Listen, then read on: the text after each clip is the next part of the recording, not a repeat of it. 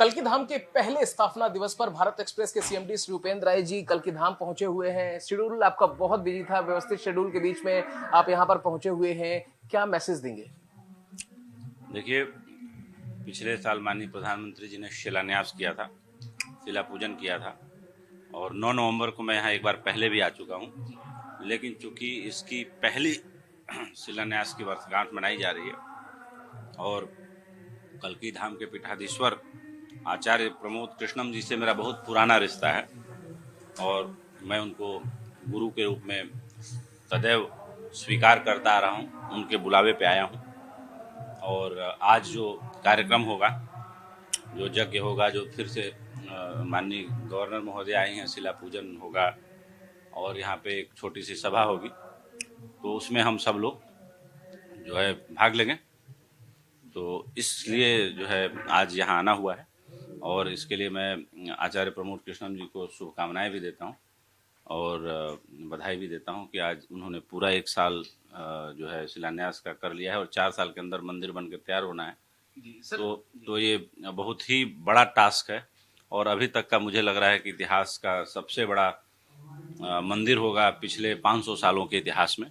इससे पहले मंदिर बने हैं लेकिन 500 सालों में इतना बड़ा मंदिर मुझे नहीं लगता किसी ने बनाया होगा। सर, अगर हम कल्कि पुराण का जिक्र करें या फिर हम दूसरे पुराणों का जिक्र करें, साफ तौर पर ये लिखा है कि 43,200 सालों के बाद जब कलयुग का अंत होगा तब संभल में, कल्कि धाम में और यहाँ पर भगवान कल्कि का अवतार होगा। वैसे तो बहुत कुछ लिखा है, लेकिन अगर हम आपके शब्दों में समझना चाहें, जानना चाहें, क्योंकि धर्म और कर्म में आपकी रुचि तो बहुत ज्यादा है, तो आपसे बेहतर कोई समझा नहीं सकता।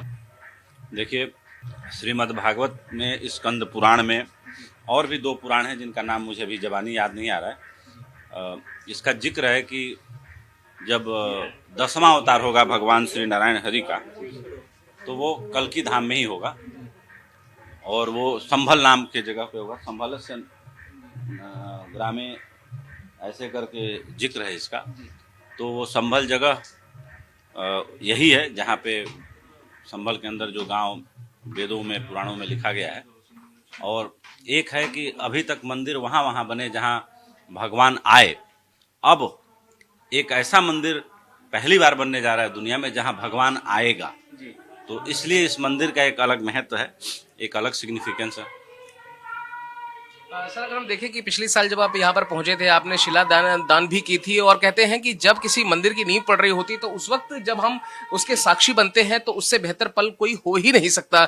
भगवान श्री राम का भव्य मंदिर अयोध्या में बनने की बात हो या फिर काशी, मथुरा या दूसरे धार्मिक स्थलों की बात हो, आपको कैसा लग रहा है ये मौजूदा हुकूमत जिस तरीके से मंदिरों के निर्माण में, जीर्णोद्धार के लिए वो काम कर रही है, क्या कहना चाहेंगे?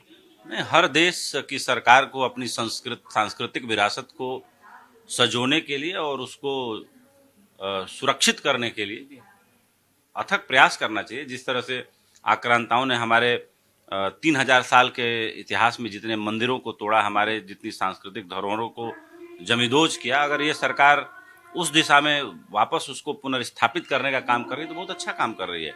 ऐसा करना ही चाहिए, क्योंकि जो लोग आए उन्होंने भी इसके महत्व को समझा कि अगर इस देश पे शासन करना है तो पहले इसके स्मारकों को, मंदिरों को, सांस्कृतिक धरोहरों को गिराओ, तब जाके हम अपने पद चिन्ह और अपने शासन ध्वज को ऊपर रख पाएंगे। इसके लिए इस देश के साथ बड़ा अन्याय हुआ। अगर प्रधानमंत्री नरेंद्र मोदी की सरकार ऐसा कर रही है तो उसको करना ही चाहिए, किसी भी सरकार को करना चाहिए अपने सांस्कृतिक पुनरुत्थान के लिए।